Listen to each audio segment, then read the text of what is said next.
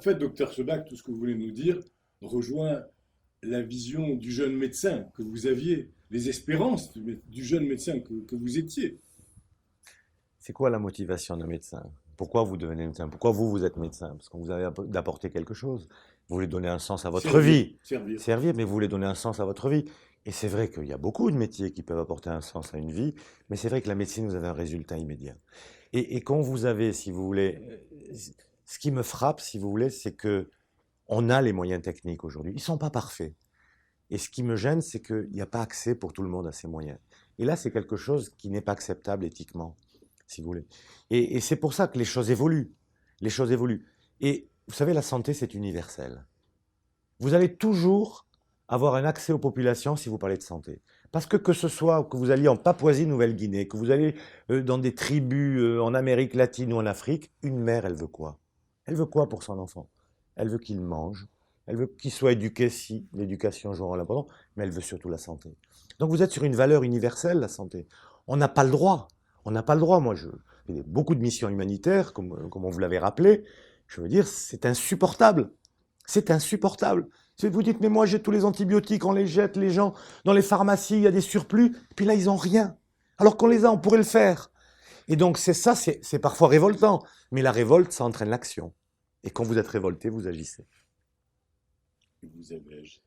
Enfin, j'essaye de... Non, vous savez... Alors attendez, il y a un mot. Si on doit retenir un seul mot, quand vous faites ce travail, c'est humilité. N'est-ce pas Humilité. n'est-ce pas un des mots du médecin? C'est le mot du médecin parce que, alors on dit sauver une vie suffit à expliquer, mais vous avez beaucoup d'échecs. Si vous me donnez le temps, je voudrais juste vous raconter mon premier contact Je vous en dans prie. les pays du Sud. Donc je suis envoyé en Amérique du Sud, on en a parlé tout à l'heure, en Bolivie. Donc j'arrive, jeune médecin, j'ai tous les moyens, j'ai des médicaments, je vais leur montrer un peu, je vais soigner tout le monde. Et puis j'arrive 3 jours après, j'ai un petit village, on est en voiture avec mon équipe, Aymara et Quechua, population indienne. Une dame m'amène un petit bébé dans ses bras. Je vois le bébé, déshydratation totale, quasiment dans le coma. Ah, pas de problème, je la prends dans mon dispensaire, je la perfuse immédiatement, on va lui donner à boire, ne vous inquiétez pas madame. Non, non, réticent, c'est qui ces blancs qui arrivent? Je comprends pas, alors j'insiste. Je dis, attendez, elle va mourir, elle va mourir. Il me dit, non, elle est allaitée. Et je vois, la mère n'avait plus de lait. Et l'enfant était en déshydratation. Tout le village était autour, il regardait le médecin blanc qui était là. Et là, je supplie, je crie, je dis, donnez-moi l'enfant. Elle cède, l'enfant va monter dans la voiture avec la mère, et au moment où elle monte, la population dit en espagnol, parce que je veux vous le dire, le mot est fort, elle dit chupa sangre. Ça veut dire ce sont des suceurs de sang, en parlant de nous. Pourquoi?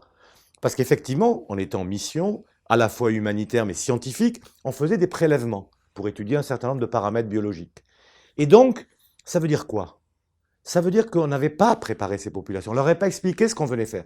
Qu'a fait la mère quand on a dit ça? Elle a sorti l'enfant, elle n'est pas montée avec l'enfant, et l'enfant est morte.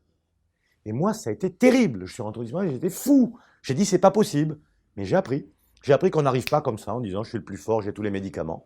Ça demande, il faut expliquer aux gens ce qu'on vient faire, ce qu'on leur apporte. Sinon, vous êtes vécu comme un corps étranger. Être un corps étranger dans une société, c'est dramatique. Donc, vous voyez, pourquoi je dis humilité? Parce que vous avez beaucoup d'échecs. Il y a beaucoup d'échecs et les échecs, ils vous apprennent les choses. Il ne faut pas dire, je suis le plus beau, machin, médecin sans frontières. Non. La réalité, elle est complexe. Il n'y a rien de plus complexe que la santé publique. Il n'y a rien de plus complexe que la santé publique. Il faut s'en donner les moyens, mais il faut en être conscient. Et ça, c'est vrai qu'avec l'expérience, vous apprenez par ces échecs. Et c'est un échec qui m'a marqué profondément et qui m'a rendu vraiment humble.